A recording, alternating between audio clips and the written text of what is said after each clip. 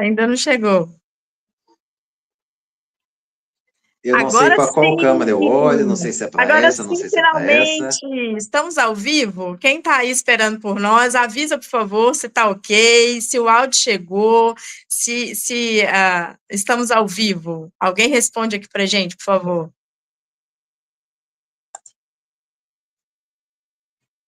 Tá cheio de boa noite aqui, a galera está esperando. Avise, por favor, quem está online, se está nos ouvindo e vendo. Que legal, muito bom. Boa noite, pessoal. Sejam bem-vindos. Desculpe o Boa pequeno noite, atraso boa devido a um problema noite. técnico.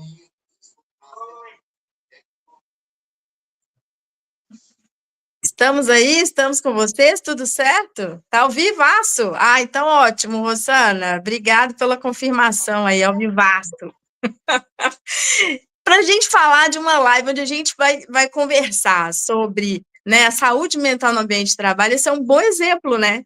Quem nunca, na hora que está fazendo uma atividade no trabalho, não tem um momento desafiador ali de algo que não funciona, a gente estava aqui numa luta que o áudio não funcionava, e tira som e coloca fone de ouvido, quem nunca, né? Então, a gente está experimentando na prática como que essas situações acontecem no nosso dia a dia, né? Então, boa noite para todo mundo, baixando aqui a adrenalina Acontecem ao agora, vivo né? também. E podemos conversar Eu sobre esse percebo que nós estamos tema. com um pequeno delay entre os áudios ainda, mas a gente vai administrando isso ao longo da live. Tá bom, Silvânia? Vamos falando devagar, né? Baixando o tom, que aí dá para chegar a informação para todo mundo. Agora sim, isso mesmo. Então, vamos começar nos apresentando, né? Eu sou a Silvânia Santos, mentora de carreira, com uma formação em pedagogia e um mestrado em gestão de recursos humanos, com uma experiência de mais de 15 anos na área de recursos humanos, em grandes organizações, como profissional na área de RH, e que tem a visão de que o mercado de trabalho, o desenvolvimento dos profissionais, né, o foco no alcance dos nossos objetivos de carreira são importantes, necessários para a nossa realização, mas a saúde mental, que é o que o meu convidado, que foi eu convidei essa pessoa ótima para fazer a live comigo, o meu convidado, o Reinaldo, vai poder falar sobre o impacto da saúde mental no ambiente de trabalho, né? Sem saúde mental, não conseguimos ser bons profissionais. Então, vou deixar a palavra agora para o Reinaldo se apresentar.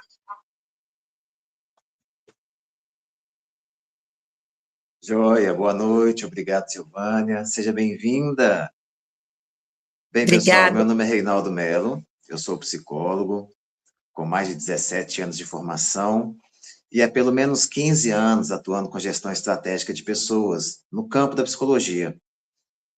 Já atuei também em grandes organizações, empresas internacionais, inclusive uma coincidência, eu e Silvânia nos conhecemos no trabalho, né, numa indústria de robótica italiana, em Betim, onde eu aprendi muito com essa pessoa, graças a Deus, e mantemos essa parceria, essa amizade até hoje. O objetivo dessa live, nesse primeiro dia, é contextualizar o mercado de trabalho com relação aos adoecimentos psíquicos, falar um pouquinho dos aspectos do mercado de trabalho na contemporaneidade, fatores de risco, adoecimentos mentais, e o que nós podemos fazer para prevenir e, principalmente, para promover saúde mental no trabalho, né? TNR1 chegando aí, ela se torna obrigatória a partir do dia 26 de março de 2026, onde as empresas também terão que se atentar para a necessidade de manter e promover a saúde mental no trabalho. Não é isso, Silvânia? Exato. E cada vez mais, né, nós vivemos num mundo onde o mundo do trabalho se transformou, né? E vamos falar nos últimos 25, 30 anos, né? Porque todo mundo aqui está integrado nesse tempo, onde nós estamos num mundo cada vez mais tecnológico, com um nível de exigência por resultado cada vez maior, né? Estamos conectados o tempo todo, e isso faz com que essa divisa entre a nossa vida pessoal e o nosso ambiente profissional fique muito fino, né? Tem momentos em que a gente está no fim de semana e continuamos respondendo coisas e demandas do trabalho no nosso fim de semana. Chegamos em casa 8, 9 horas da noite, continuamos ali conectados, respondendo mensagens, né? Preparando para a reunião do dia seguinte. Então, essa cobrança por desempenho, né, que ficou cada vez mais presente no nosso dia a dia, faz com que, por um lado, nós tenhamos muitas oportunidades nesse ambiente profissional, no mundo do trabalho, né, mais fluido, mas também precisamos cuidar ainda mais da nossa saúde mental, né, do nosso humor, das nossas emoções, de equilibrar o ambiente, as demandas profissionais, com as demandas pessoais e familiares que todos nós temos, né? Então, essa grande mudança que a gente vive nos últimos tempos, quando a gente fala sobre ambiente de Interessante. trabalho. Tendo um pequeno delay, a gente vai tentando administrar. É interessante a Silvânia falar isso, enquanto mentora de carreiras, enquanto mestre em gestão de pessoas, de recursos humanos, e a coincidência é que, segundo as estatísticas, o maior número de adoecimentos, quase 65%, ocorre entre as mulheres, que além de dividir toda essa carga do trabalho contemporâneo, como Silvânia bem disse, o excesso de cobranças por resultados, prazos cada vez mais curtos, metas cada vez mais inatingíveis, ainda tem que administrar o lar, né? Hoje, 54% das famílias no Brasil são administradas, inclusive geridas financeiramente por mulheres, então a mulher tem aí uma dupla jornada. Sim, sim, exatamente. E com todo um ambiente que nos pressiona para o resultado, né? Nós nos pressionamos muito por resultado também. Então, nós também nos cobramos muito de estar sempre com a meta alcançada, né, entre os profissionais melhores avaliados da empresa, para que a gente tenha um posicionamento frente aos nossos colegas de trabalho sempre no topo. Então, a nossa pressão também é muito grande, com a gente mesmo, né? E isso faz com que essa pressão interna, porque a nossa mente não para, a gente fica ali na cobrança, não aceita o erro, né? Quando erra qualquer mínima coisa, nossa, como assim eu cometi esse erro? Isso não pode acontecer. Isso faz com que essa pressão interna fique muito grande e pode nos levar a esse momento, a essa fase de adoecimento mental relacionada com o trabalho e que a gente acaba levando para as outras áreas da nossa vida. Por isso que é tão importante haver esse equilíbrio, né? Porque se eu não estou bem lá no meu ambiente profissional, aonde que a gente geralmente briga, descarrega a confusão toda? Em casa. E aí fica um clima ruim, fica um ambiente também ruim, e as coisas se misturam, né? E aí eu queria saber, assim, do Reinaldo, né, quais são os principais fatores ou indicadores desse adoecimento mental atualmente, Reinaldo? O que você observa lá no consultório, no atendimento dos seus pacientes lá nas terapias?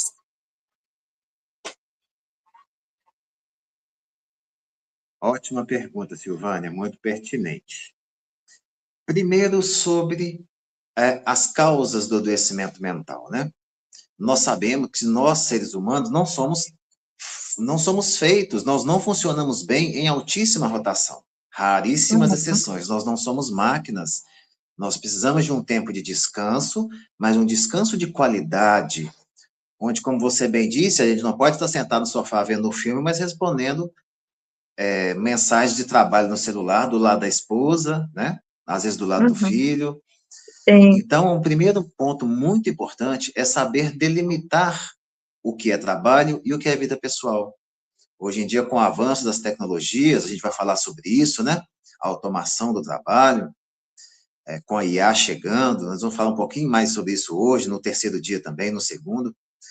Com o excesso de informações que a gente vive hoje, fica difícil desconectar.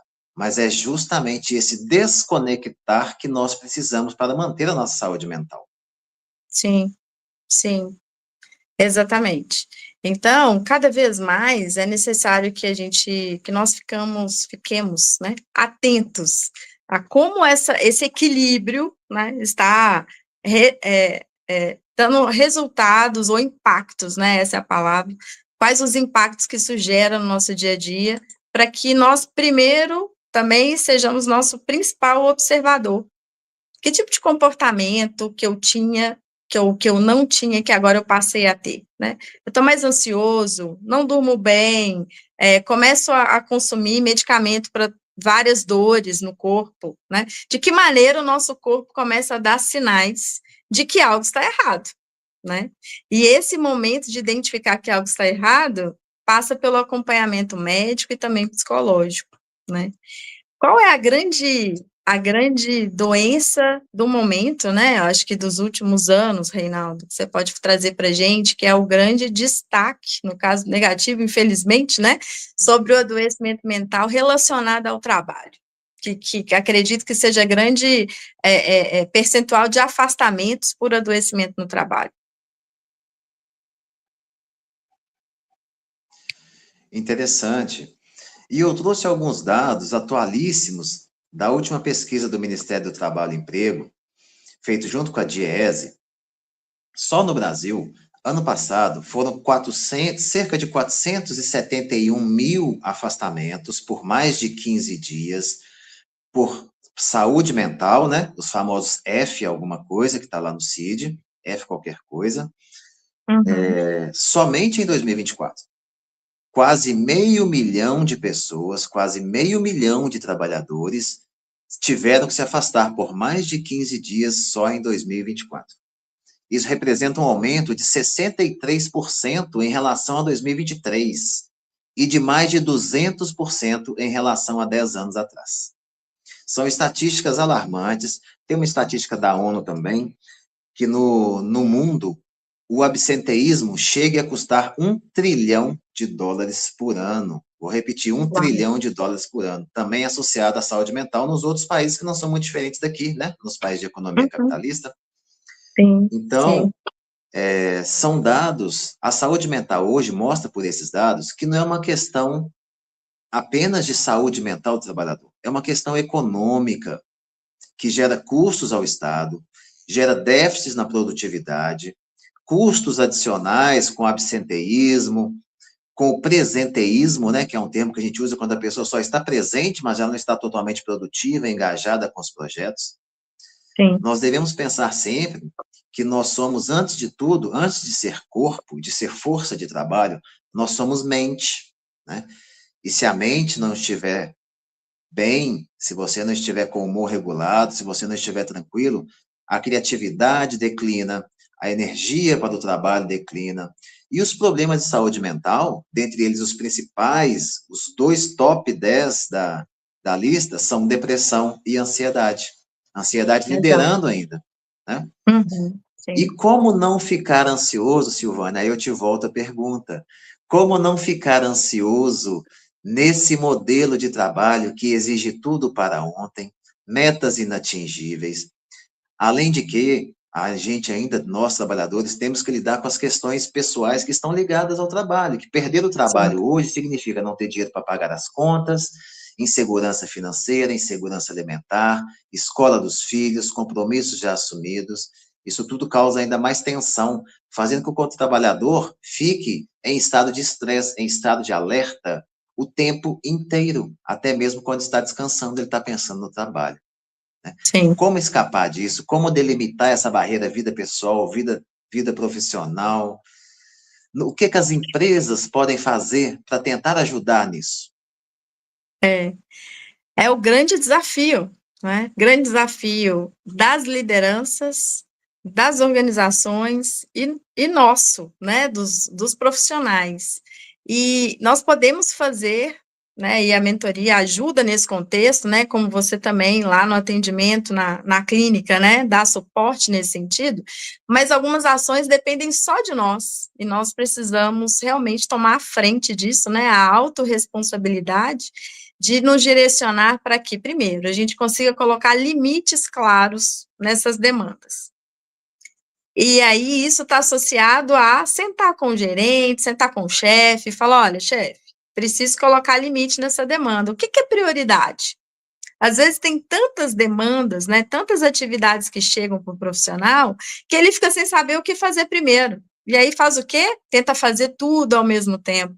Não vai funcionar. E vai deixar ele estressado, né? Com certeza. Então, sentar com o gestor e definir o que que é prioridade, o que que eu preciso te entregar primeiro, né? Qual que é o foco? Para isso, tentar priorizar, né? Nesse sentido de definir a priorização, a gente não fica tentando abraçar céus e terra, não vai dar tempo, não vai conseguir, vai faltar hora no dia, né? Estabelecer pausas, é necessário parar, e aí a gente tem hoje o impacto do home office, né? O impacto, porque nesse momento se torna um impacto.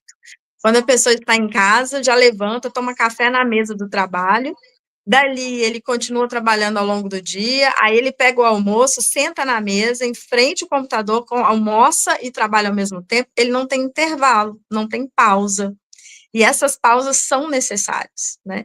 Quando a gente está na empresa, para quem já tem, né, muito tempo aí nas organizações, aquela hora do cafezinho na copa, sabe a hora do café? Aí você encontra com um colega, conversa com ele um pouco. Se você está no home office e não tem o colega, levanta da mesa, vai tomar seu café, ou vai tomar uma água, vai tomar um chá, vai olhar pela janela, está chovendo lá fora? O que está acontecendo lá fora? Né? Tem pessoas que Exato. passam o dia inteiro sem saber o que está acontecendo. Ah, choveu? Nem soube. Então, essa pausa, né, delimitar essas pausas. E importante, ter rituais de desligamento. Desligamento do seu dia de trabalho. Então, terminei o meu dia, fecha o computador, guarda o computador. Chega em casa, deixa a mochila no escritório, não tira o computador da mochila. Se tem um celular que é corporativo, deixa esse celular na mochila, né? Criar mesmo esse momento do desligamento. Agora eu cheguei em casa e, claro, pode ter emergência, pode ter uma necessidade, mas isso é pontual. Muitas vezes somos nós que não nos desligamos do trabalho. Criar esse ritual de desligamento. Se eu estou em casa trabalhando no home office, tira a roupa do trabalho, vai fazer uma caminhada, sai de casa, crie um espaço específico só para o trabalho, né, e o outro ambiente da casa separadamente, e buscar a rede de apoio, né? Se percebeu que, putz, né, eu não estou fazendo nenhuma É, caminhada, não faço nenhuma atividade física, amigo, me chama para ir para a caminhada, me chama para fazer academia, né? Me incentiva também a cuidar de mim. Então, ter a rede de apoio, pedir ajuda, isso também é parte desse processo de autocuidado. exato. E lembrar também vamos falar aqui de alguns sintomas de que você possa estar com algum problema de saúde mental relacionado ao trabalho. Quadros como estresse e tensão constante, dores musculares, mudanças bruscas de humor, irritabilidade, falta de memória, dificuldade de atenção, problemas de sono, de intestino, disfunções sexuais, perda de libido, né? São sinais de que o corpo está gritando por socorro. E nesse momento é muito importante também procurar uma ajuda profissional. Um psicólogo, um psiquiatra, o médico do trabalho da sua empresa, né? Silvânia falou sobre a questão do trabalho híbrido, né, o home office, o quanto que, aparentemente, ele parece ser mais tranquilo, mas ele te coloca à disposição quase que 24 horas por dia. Eu já adotei estratégias com alguns pacientes meus, e o combinado era, quando você estiver em casa, você vai ficar de camiseta e de short, porque aí, se alguém te ligar por vídeo, você não vai poder atender. Né? São estratégias como essa que a gente tem que procurar pensar nessa delimitação do processo profissional da vida pessoal. Né? Que estratégias nós podemos pensar para que o trabalho não invada a minha vida pessoal ao ponto de torná-la insustentável, né? A ponto que eu não consiga viver a minha própria vida sem estar o tempo inteiro ligado ao trabalho. Exato. Então, dar pausas, programar a leitura de e-mails para determinados horários, de mensagens também para determinados horários, porque não adianta ficar com o celular na mão, ver a mensagem piscando, você não vai conseguir resistir provavelmente, né? Sim, Então é por isso bom que que eu dá um falei, deixa descanso o dos olhos celular na nas telas mochila. também, e dessa forma favorece o convívio familiar, da vida pessoal, não é isso, Silvânia? Exato, por isso que eu falei mais cedo, deixa o celular na mochila, não caia em tentação, né? E aí tem uma pergunta interessante aqui, né? Qual é o impacto de se negociar com as lideranças para parar com as horas de trabalho exaustivas e os prazos curtíssimos, né? O impacto é ter uma conversa verdadeira, E muitos profissionais têm medo dessa conversa, porque pensam que se eu falar isso, se eu reclamar do trabalho, eu posso ser demitido, né? Tudo depende da maneira como essa conversa acontece. Então, o importante é dizer para o gestor, olha, né, eu estou tendo impactos na minha saúde, eu não estou conseguindo coordenar o meu trabalho, a produtividade acaba caindo também, né, quando a gente está muito cansado, a concentração vai embora, o foco também, a gente perde esse foco, né, e a atenção no nosso trabalho. Então, ter essa conversa de uma maneira bem esclarecedora, cuidadosa, né, não é para brigar com o gerente, não é para ir lá e bater a mão na mesa e falar, não vou trabalhar mais, não é desse jeito. Tem formas de ter essa conversa para que exista um acordo, né, está passando do limite, isso não está positivo. Até porque se um dia lá na frente esse empregado, né, esse profissional decida pedir demissão e fazer uma mudança de empresa, ele vai falar, lembra que eu tive uma conversa e que estava tudo exagerado, que eu estava perdendo o meu limite, né, do que é pessoal do profissional? Tomei uma decisão, estou saindo da empresa. O gestor não pode falar, mas você nunca me disse nada, né? Então, por isso que essa conversa prévia, ela é importante. Completa aí, Reinaldo. É interessante. E eu sempre sugiro uma estratégia para os meus clientes organizacionais, quando eles querem, por exemplo, pedir demissão, como você disse, né? Eu sempre dou uma sugestão. Aquela máxima, pedir ajuda sempre é melhor do que bater de frente. Eu recomendo os meus pacientes, os meus clientes, a proporem ao seu empregador, ao seu chefe, ao seu líder, da seguinte maneira: me ajude a organizar a minha agenda. Eu estou vendo que ela está ficando cada vez mais lotada, eu estou tendo dificuldade de acompanhar e já tem me trazido algum prejuízo. Você me ajuda a organizar a minha agenda? Dessa forma, pedindo Excelente. ajuda, você consegue mostrar para o seu líder, para o seu chefe, para o seu empregador, que a sua agenda está realmente incompatível com a sua capacidade de execução. E dessa forma, abrir um diálogo franco, tranquilo, sobre o que é possível de ser feito e o que não é possível de ser feito. Porque viver no Excelente. impossível adoece. Muito bom, excelente, Reinaldo, excelente. Esses exemplos práticos, né, ajudam a quem está assistindo a gente a pensar lá na sua prática, lá né, no dia a dia e levar esse exercício para o dia a dia.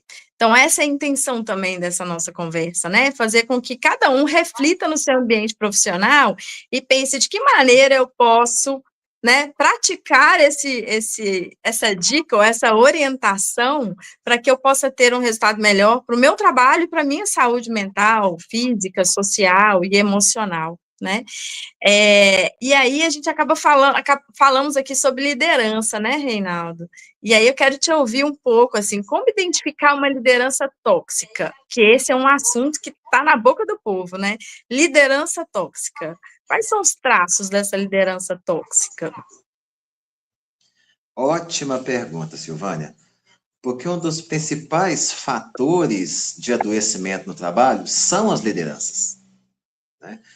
Os estudos revelam que, além da sobrecarga, o excesso de atividades, o excesso de horas de trabalho, as lideranças, o estilo de liderança é fundamental na manutenção ou no comprometimento da saúde mental das pessoas.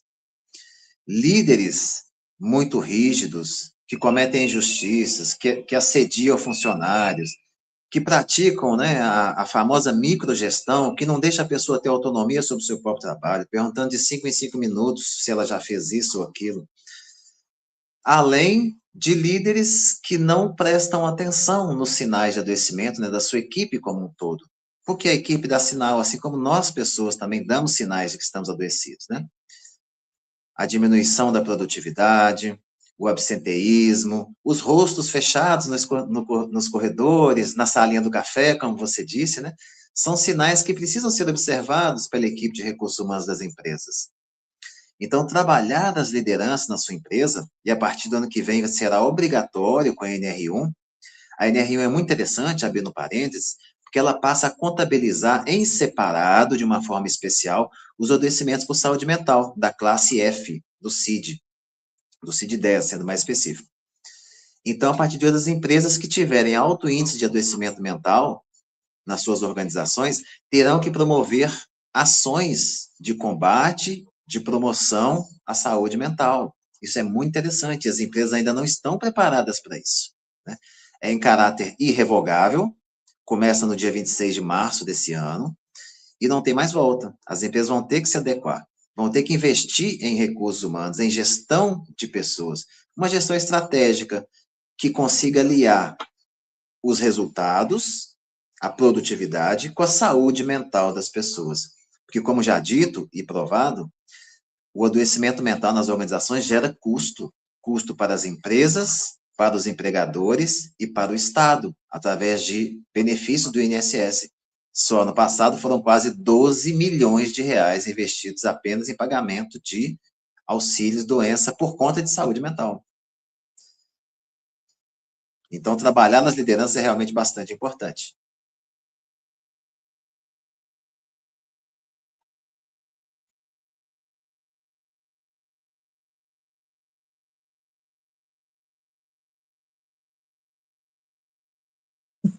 Estava aqui falando com o microfone fechado, né? Vocês acham que as empresas têm investido no desenvolvimento das lideranças para que elas sejam mais respeitosas e humanizadas?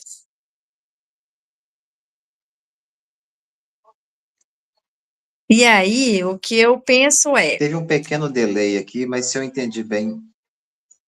diga. Perdão, continue, perdão. Não, é sobre o desenvolvimento das lideranças, né, para que elas sejam mais respeitosas e humanizadas. Formação de liderança sempre acontece nas empresas, né, as organizações se preocupam com a formação da liderança, mas a impressão, né, a certeza que a gente tem, até como ser humano, a gente nunca está pronto, né, nunca estamos totalmente formados, prontos, e liderança é um desafio constante. Então, a formação da liderança, ela é sempre necessária, continua sendo, e tem profissionais que têm perfil de liderança e outros que não têm perfil de liderança. Então, é muito treinamento que às vezes não dá resultado, porque aquele gestor nem gostaria de ser gestor, nem queria ser líder. A empresa tirou ele da área técnica porque ele era muito bom e colocou ele como gerente, como supervisor, né? E aí entra a fala que o Reinaldo trouxe, que é a análise do RH, e aí eu e ele também, que atuamos na área de recursos humanos, de ter esse olhar e ter a escuta da equipe para entender, será que aquele é um bom gestor? É um profissional que realmente está no lugar certo da liderança? Porque às vezes ele também está em sofrimento, né? O profissional que não quer ser gestor e está naquela posição, ele também sofre. Então, é o momento, né, corajoso do RH e do próprio profissional de falar, não sou o melhor líder, eu quero voltar a ser um profissional técnico, né? Essa é uma das discussões que a gente tem, por exemplo, na mentoria, com um profissional que muitas vezes quer muito ser gestor, mas ele está preparado, ele quer realmente? Ou é uma questão de autoestima, de querer ser visto como gestor, como líder, para ter um salário maior, né? Quem nunca escutou isso? Fulano quis ser gerente porque ele queria ter um salário maior, e o jeito que ele tinha de ser promovido era ser gerente, mas ele nem queria. E aí, nesse momento, acaba adoecendo toda uma equipe, né? Então, é um ponto que a gente vai discutir e aprofundar mais também na quinta-feira, quando vamos falar aí sobre mentoria, sobre essa visão profissional, né, das pessoas no mercado de trabalho. Então, é um assunto que rende, né? Rende bastante aqui. A Rosana disse, né, líder tóxico adoece e causa sérios prejuízos à empresa e ao profissional. Exatamente, Rosana, é esse o ponto, né? Então, se ele não é um bom líder, se ele não está sendo desenvolvido, ou se não quer ser, ele se torna tóxico. Não porque ele quer, é uma questão de eu não estou dando conta e acaba, né, sobrando para quem está em volta, vamos dizer assim, né? O Jorge trouxe uma pergunta aqui para você, Reinaldo, porque isso é bem da psicologia. Como lidar com pessoas bipolares no ambiente de trabalho?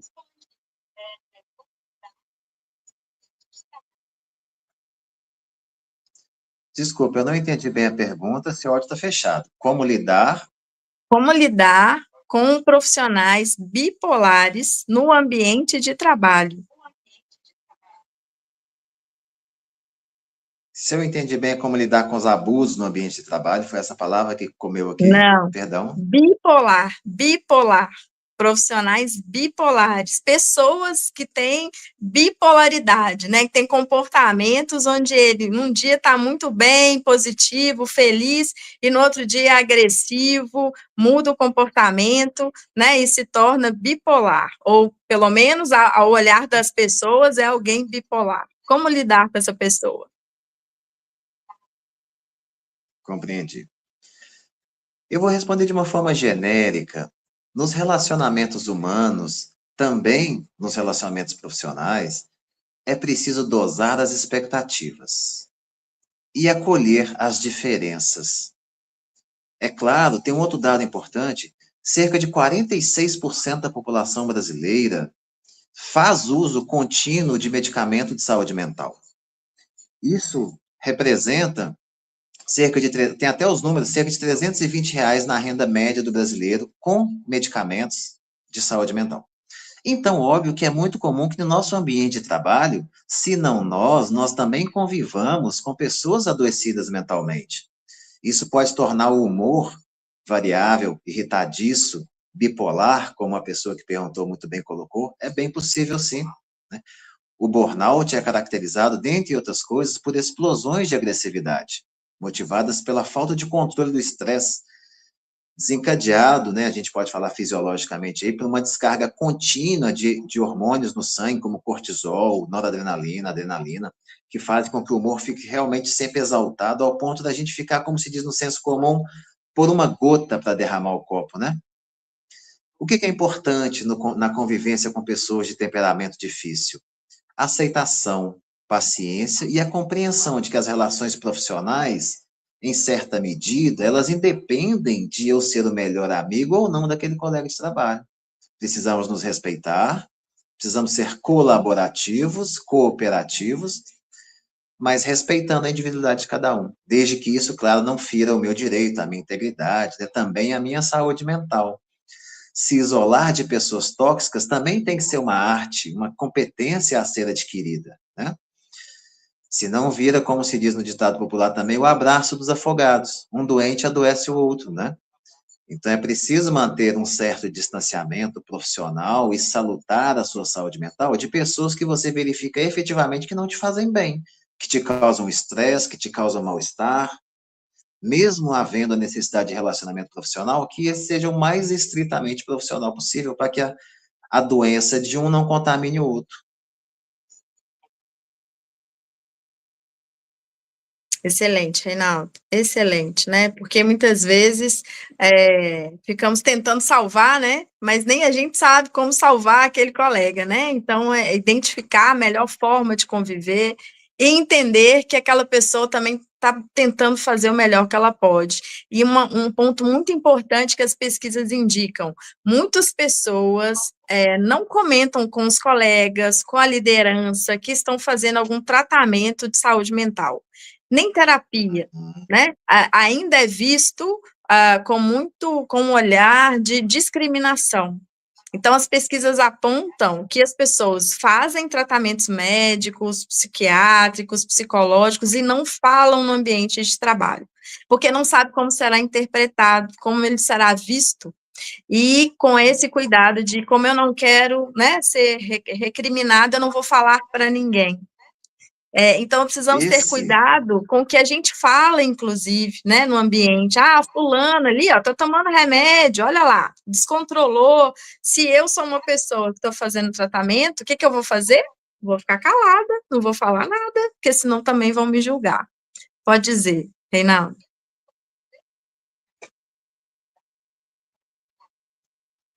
Esse é um paradoxo interessante na gestão de pessoas. No Brasil, falo no Brasil, que é onde nós mais conhecemos, os índices de adoecimento mental são recordes, mas não se fala de saúde mental no trabalho. Por isso que eu considero que a aplicação, a entrada em vigor da NR1, agora no início de 2026, vai ser um marco, uma mudança de paradigmas com relação à saúde mental no trabalho.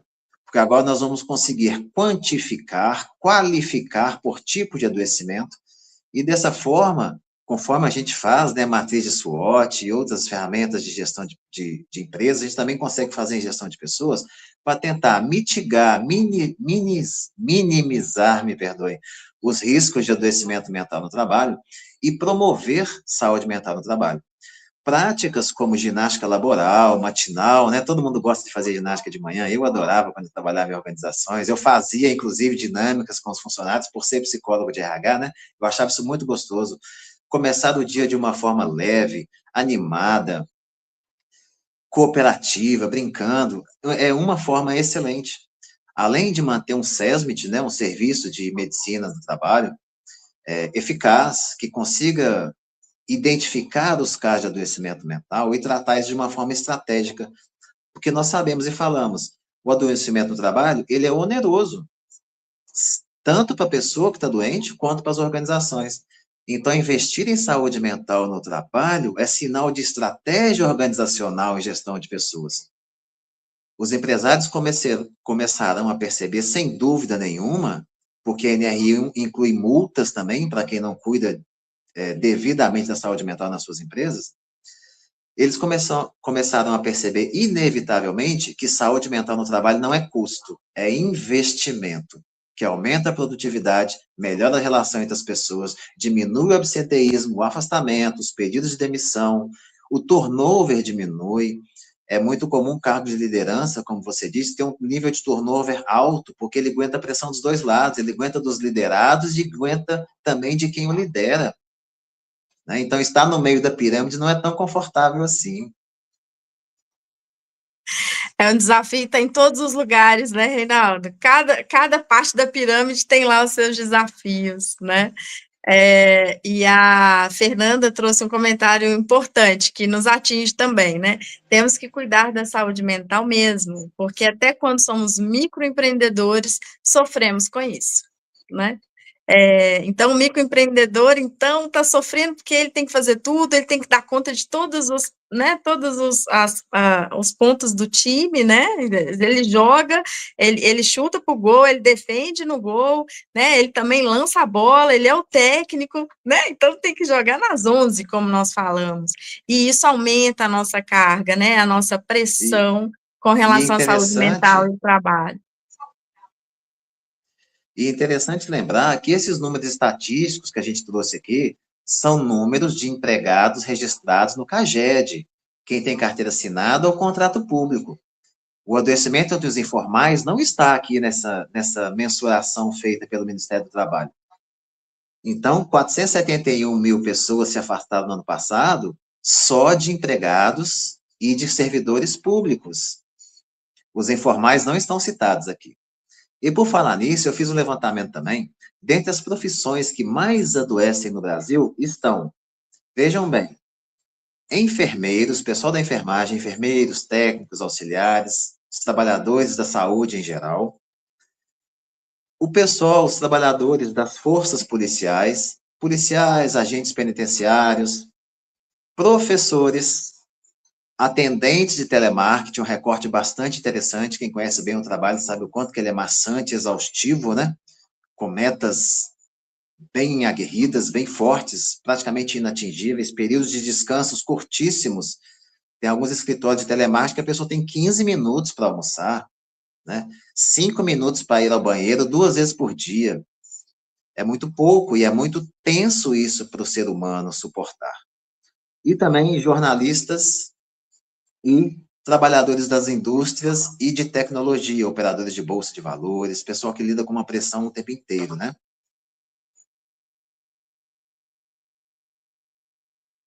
Cada vez mais o adoecimento mental, né, que antes não era falado, está sendo revelado, né? Acho que, como você disse bem, a NR1 vem para também, né, tirar o que antes, a peneira, porque todo mundo sabia que acontecia, mas ninguém falava do assunto, né?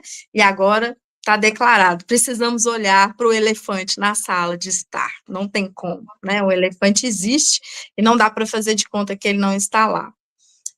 Vamos caminhando aqui para o final e vamos ver esse comentário da Rossana aqui.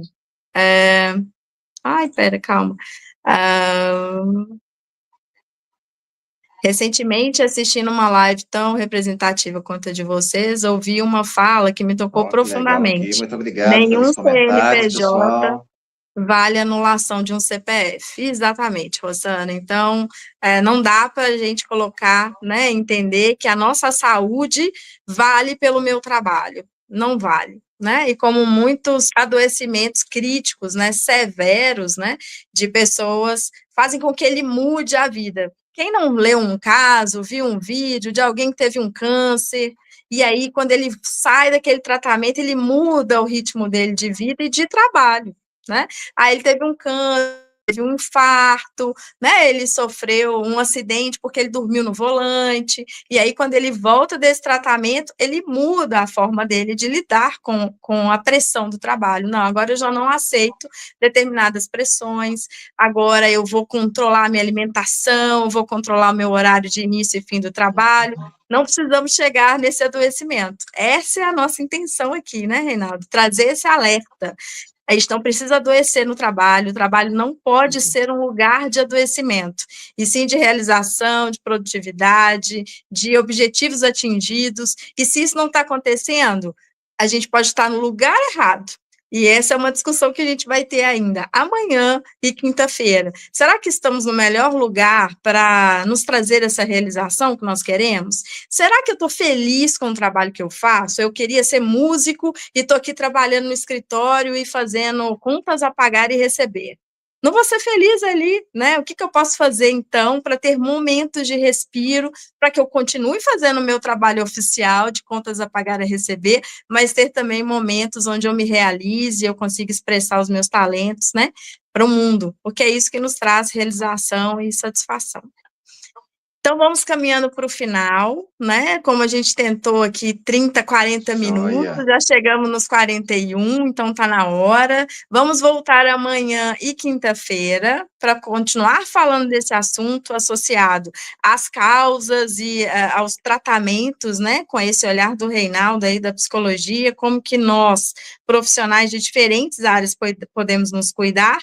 E na quinta-feira eu venho para falar como que a mentoria de carreira pode direcionar os profissionais para que ele busque o melhor lugar para se realizar e encontre também o seu lugar aí nesse ambiente profissional sem adoecer. Esse é o nosso lema, trabalho sem adoecimento. Esse é o objetivo, né? Então, muito obrigada pela participação de todos vocês, pela presença de todos vocês. Nos acompanhem também lá nos Instagrams, né? Vou deixar o meu, o Reinaldo vai falar o dele, archote.desenvolvimento. E o Reinaldo vai falar o dele aqui. Qual é o seu Instagram, Reinaldo?